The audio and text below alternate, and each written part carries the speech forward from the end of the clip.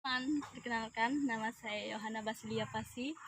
Saya mahasiswa Politeknik Negeri Pontianak dari jurusan Ilmu Kelautan dan Perikanan, program studi Teknologi Pengolahan Hasil Perikanan. Hari ini saya berkesempatan untuk mewawancarai seorang wirausahawan di bidang agrowisata, yaitu Pak Nehemia, pemilik Taman Kanaan di Kabupaten Sekadau.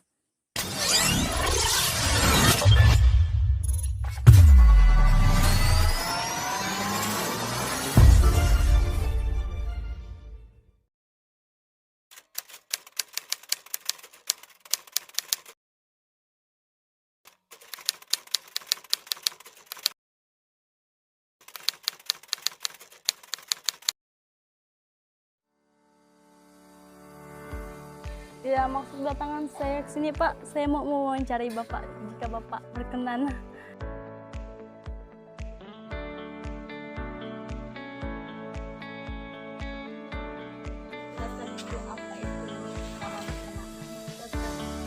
Iya, iya. Kanaan sebenarnya itu apa namanya aman ya, lebih kepada sebenarnya agrowisata dia. Agrowisata Kanaan itu bukan hanya bidang perikanan. Saya ingin di Kanaan ini ada bidang lain, misalnya wisata alam, kebun, pertanian. Jadi bukan hanya bidang perikanan ya. Ya depan kalau kita mampu mungkin ada juga ya penginapan, ada homestay kan, ada seperti kafe Kalibolan atau kafe malam atau kuliner malam. Jadi ini bukan hanya berkaitan dengan perikanan saja, perikanan karena kita bukan pemancingan ya, itu salah satu yang memang jadi andalan lagi ya. Kalau kanan itu sebenarnya nama dia saja, salah satu diambil dari salah satu kitab, itu hanya tanah yang berkati janjian gitu aja. Alasan Bapak berwirausaha atau bekerja di bidang usaha? Ya kalau ditanya alasan, saya kira apa namanya, saya dulu kan anggota dewan ya, anggota dewan Kabupaten Sekadau itu periode 10 tahun, anggota dewan provinsi periode jadi 5 tahun. Ketika maju yang periode keempat tentu ya, jadi tidak ada pilihan lain, kita buka usaha. Mengapa milih apa namanya wirausaha seperti ini? Saya kira kita harus berusaha yang kita sukai. Dan saya suka alam, kebetulan saya banyak di Indonesia, jadi banyak inspirasi dari Bandung, dari Batam, dari Riau, dari Bali, Lombok, Manado misalnya. Inspirasi dari Indonesia yang ada pergeseran. Kalau dulu kan orang dari desa suka ke kota, nah, sekarang justru orang mencari alam yang segar. Coba saya buka, kalau untung saya kira belum lah, karena petani seperti ini ya.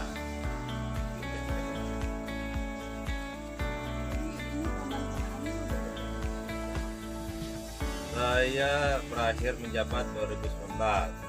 Jadi ketika selesai menjabat di Dewan Provinsi langsung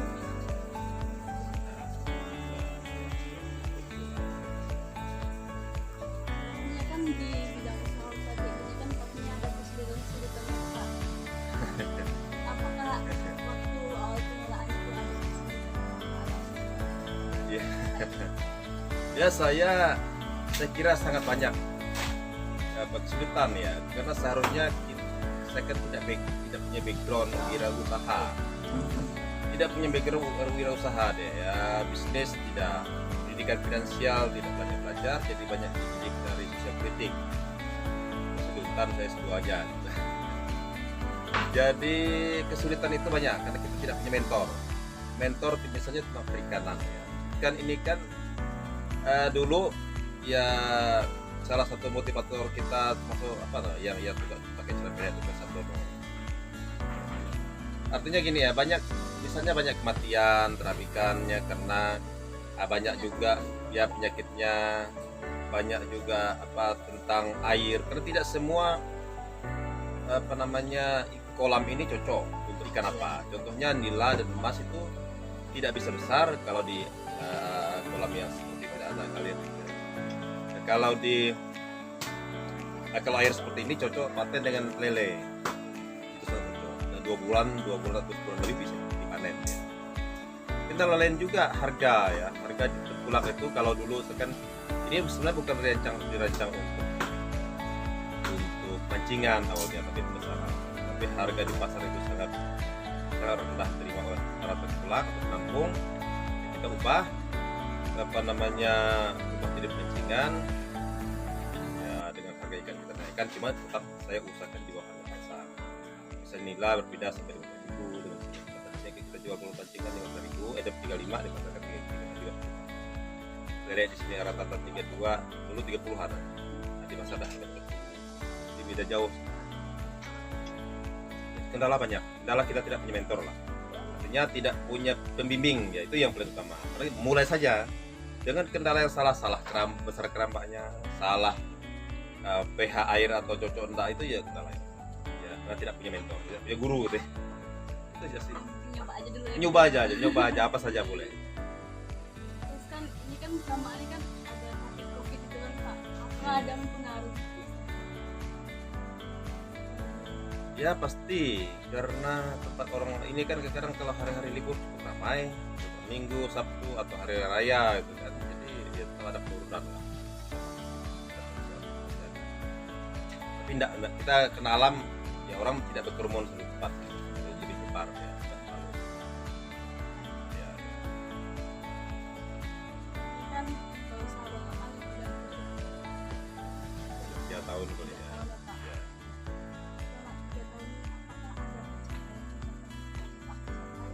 Tujuan ke depannya. Capaian ya, sekira ilmunya yang penting. Ilmu tentang perikanan, misalnya contoh dulu satu kerambak lele banyak mati ya, paten juga misalnya sangkut, bisa kita angkat paten ke kerambak besar, nanti dia banyak ilmu tentang perikanan bisa dapatkan tanpa belajar. Itu saya belum praktekkan ya, itu yang capaian. Kalau masalah infrastruktur ya kita belum bisa memadai, cuma yang paling banyak saya temukan ya, kita nih ketika masukan dari orang utara ini Pak, terutama spot ini misalnya spot bubuhan, spot penginapan gitu ya, saya kira itulah capaian-capaiannya, ilmunya sih kira tidak bukan seperti ini, karena ini tidak hanya satu bidang. Jadi membuka usaha seperti ini itu banyak bidang lain yang terkait, itu banyak. Jadi kedepannya ingin membuat suatu. Oh ya, yang mau saya capai sebenarnya ini mengapa dikatakan terintegrasi. Dulu saya pikirkan agrowisata karena terintegrasi begini. Saya coba di lokasi ini kan hampir 8 hektar ya, 8 hektar. Jadi terintegrasi itu kalau kita piara ikan, kita juga piara ayam, kita juga piara maggot misalnya, kita juga piara sampai kita ada buah-buahan, ada sayur. Jadi ampas buah, ampas sayur itu nanti dijadikan makan maggot dijadikan makan ikan. Jadi dia sampah kita terurai, kita tak terbuang gitu ya. Ya itu yang terdepan yang saya ingin capai di sini. Terdepan tentunya ada penginapan, ada mungkin asrama atau kos-kosan atau anak-anak, ada destinasi wisata kota Skadau yang dekat gitu kan, destinasi tempat kuliner malam, atau destinasi wisata yang alam yang dekat kota. Ini yang hal yang harus kita lakukan. So sampai ke perhotelan, karena lokasi-lokasi itu harus disiapkan semua. Taman Kanaannya luasnya berapa? Ya kurang 8 hektar, 8 atau 7 hektar lebih atau 8 hektar. Yang terdiri dari spot buah-buahan ya, nanti ada kolam pembesaran, ada kolam wisata, ada kolam pemancingan. Mereka sepisah nanti ya, ke depan ini jadi kolam wisata, jadi orang-orang bisa misalnya di tengah kolam ada lab di malam atau sore, di sana ada kolam pemancingan, di situ ada kolam wisata.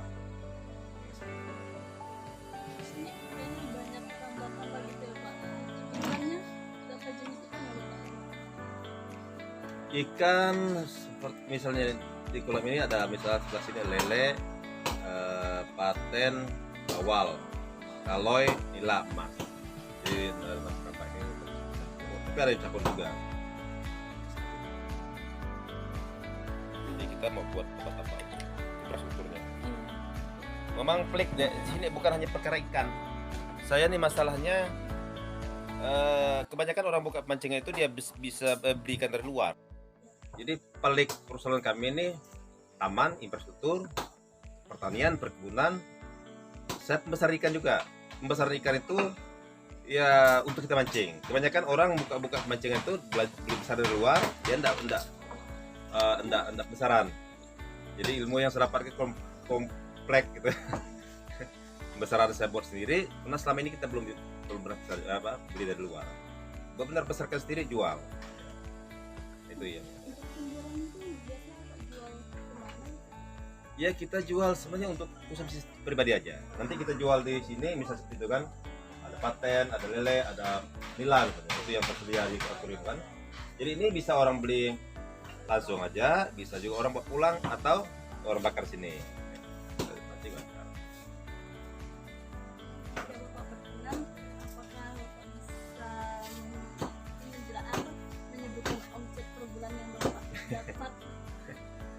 Tidak besar sudah. Ya dia tidak besar karena kita belum banyak. Pertama tiket kita gratis, parkir kita gratis. Hanya dari penjualan saja.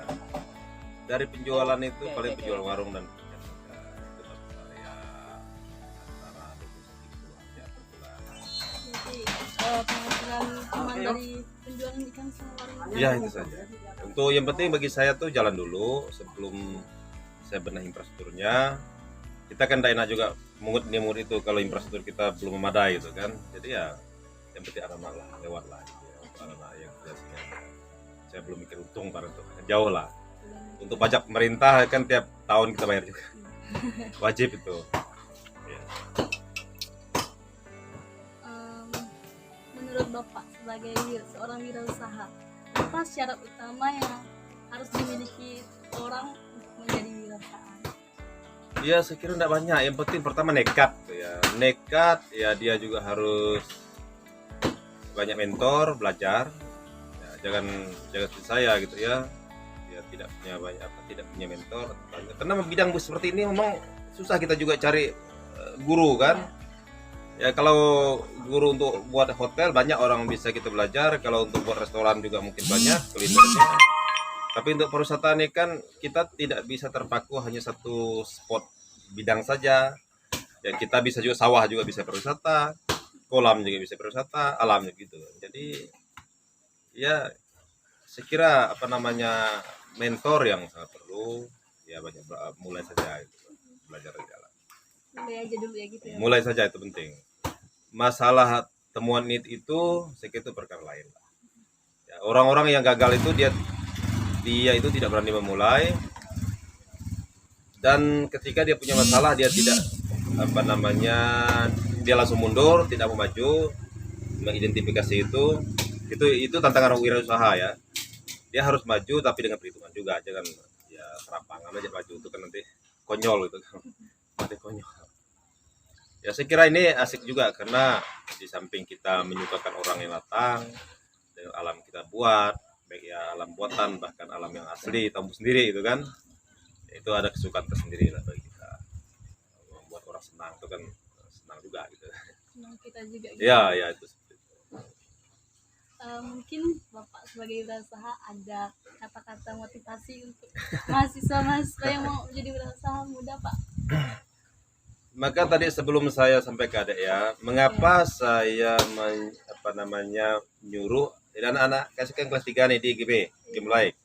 Saya suruh dia di bisnis creation. Bisnis kreasi itu adalah menjadi entrepreneur. Sangat sedikit orang Indonesia itu menjadi entrepreneur. Entrepreneur itu kan sebenarnya pengusaha ya. Pengusaha sedikit lain dengan pedagang. Pedagang ya untung udah. Tapi pengusaha dia memikirkan bidang-bidang apa. Dia lebih kepada bisnis pengembangan ya. Pengembangan, ini cocok, kembangkan apa. Dia tidak hanya mikir cuan-cuan saja, untung-untung saja gitu kan. tapi saya ingin anak saya tuh jadi entrepreneur ya, walaupun saya juga belum bisa jadi entrepreneur yang baik ya, tidak mulai dulu kan. Jadi pengusaha itu harus belajar. Indonesia, kalian anak muda saya dorong harus jadi entrepreneur. Banyak sekali YouTube untuk entrepreneur itu sangat, karena dulu ketika saya jadi dewan, saya tidak belajar karena pendidikan. Saya sampaikan sedikit deh. Ya, sekolah kita, ya kata mereka gitu ya, kata para pengusaha besar itu ya. Sekolah kita masuk, salah satu mentor saya atau salah satu yang memotivasi saya untuk menjadi entrepreneur atau menjadi pengusaha adalah Robert Kiyosaki. Itu luar biasa, Robert Kiyosaki, boleh disebutkan di berbagai buku. Jadi pendidikan kita itu tidak mengajarkan kita tidak mengajarkan tentang pendidikan finansial, tapi lebih kepada kita mau jadi kuli. Jadi maksudnya gini, termasuk PNS ya, orang berbuat jadi PNS, tapi kita lupa sedikit orang jadi pengusaha. Hanya seberapa saja yang kita temukan di bidang-bidang. Kita berapresiasi kepada Tionghoa, kepada suku Nusa Jawa, mereka bangun pagi-pagi luar biasa. Itu menyemangati saya untuk jadi pengusaha gitu ya, walaupun kecil dulu kan. Ya, pengusaha kan mulai dari tahap kita pengusaha. Tapi mulai saja ya, itu saya kira kuncinya. Mengapa saya sekolahkan mereka, suruh saya dokter atau visi, kata mereka. Bilang enggak, saya suruh anak saya jadi pengusaha dia bisa bantu orang gitu. Motivasinya itu ya, kan banyak orang bisa bekerja itu mulianya dulu ya, buka ya. Saya tidak bisa bayangkan kalau nanti saya buka 2 shift misalnya kan, malam dengan pagi kan, atau malam atau siang. Di atas ini kan saya coba rancang ke depan untuk kuliner malam, termasuk ada ruang pertemuan, ada kafe kopi aja ya, kopi malam kayak Amin. Nah, bagus, view-nya bagus, karena di sini rendah semua. Ya, kita bisa juga untuk penginapan. Jadi ada banyak multi flyer effect yang bisa timbulkan dari usaha di tempat ini. Ya, kita ciptakan alat. Ada banyak sih yang dapat saya sampaikan. Saya kira anak muda belajar saja di entrepreneur, di usaha yang baik, yang jujur, yang taat dengan aturan, gitu loh. Jangan terlalu banyak ini era kan era digital, era orang banyak candaan. Jadi YouTube, TikTok, banyak konten-konten yang sekiranya tidak sehat. Orang membuat konten itu hanya untuk ditonton, tapi lebih lucu-lucu, tapi tidak banyak konten-konten tentang bisnis.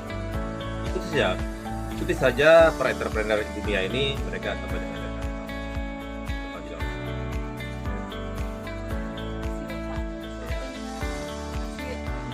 pengalamannya lagi. ya. Apa nama tadi? Yohana.